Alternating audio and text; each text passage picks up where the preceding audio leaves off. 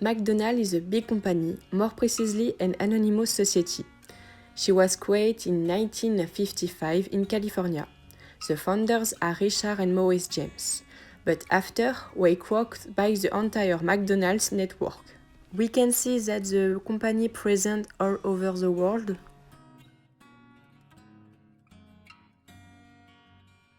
It's very original.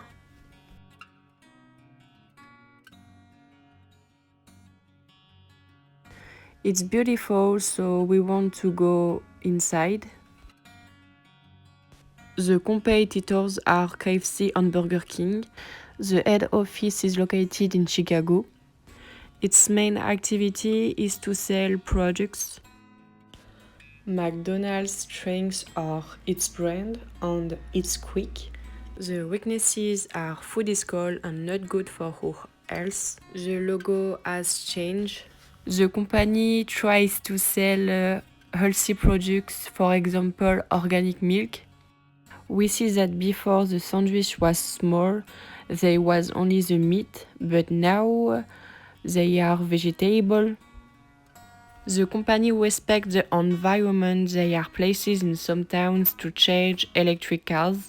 The company offers vegetarian menus. She no longer gives away plastic toys. There are no more straws. Wood replaces plastic. We can see that the turnover continues to increase despite the COVID-19 crisis because people can order at the drive. There is a loyalty program which earns money for loyal customers. It attracts people to buy more. Tout a commencé par une pétition lancée par deux petites filles britanniques. Et ce matin, Marie Dupin, dans votre chronique consommation, vous nous parlez de la chaîne McDonald's qui ne distribuera plus de jouets en plastique dans ses menus enfants. Oui, effectivement, tout est parti à l'origine d'Ella et Caitlin, 9 et 7 ans. Elles avaient lancé une pétition pour que McDonald's pense à l'environnement et cesse de donner, d'offrir des jouets en plastique aux enfants. La pétition avait amassé plus de 500 000 signatures et McDo s'était engagé à agir. En Angleterre et en Irlande, ça fait déjà quasiment un an qu'il n'y a plus de jouets en plastique dans les restaurants de l'enseigne. Et depuis hier, c'est aussi le cas en France, selon Le Parisien. Alors, pas de panique pour les adeptes. Il y aura quand même des petits cadeaux dans les menus enfants, mais des cadeaux plus écolos, Apolline, des livres, des coloriages ou des figurines en carton. McDo aurait de toute façon été obligé de les supprimer, ces jouets. Bah oui, disons que la chaîne prend un petit peu d'avance sur la loi française qui prévoit l'interdiction des jouets en plastique dans les menus enfants au plus tard le 1er janvier prochain.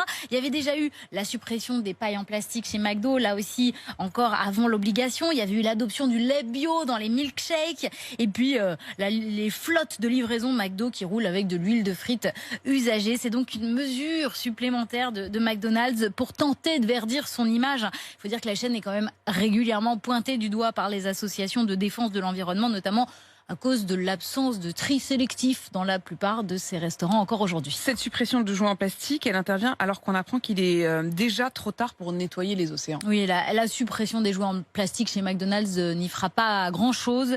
Selon le groupement de recherche Polymères et Océans, les plastiques sont en trop grande quantité dans les océans, ça on le savait.